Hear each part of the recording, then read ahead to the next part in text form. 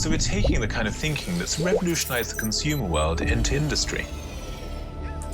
Our ambition is that the industrial user will be able to buy things like warranties, products and services in exactly the same kind of way. Or maintenance or uptime. An artificial intelligence algorithm on the machine learns how it operates and detects if something unusual is happening long before it becomes obvious. It's like with your car, the machine telling you when it needs a service rather than when it's broken down. But more interestingly, the machine can tell you when it doesn't need a service, and that's really important in terms of saving energy and saving the environment. But Steve Lindsey is looking at an even bigger picture. Because they built the machine with predictive maintenance and the Internet of Things in mind, they already have all this processing power at the heart of the manufacturing process.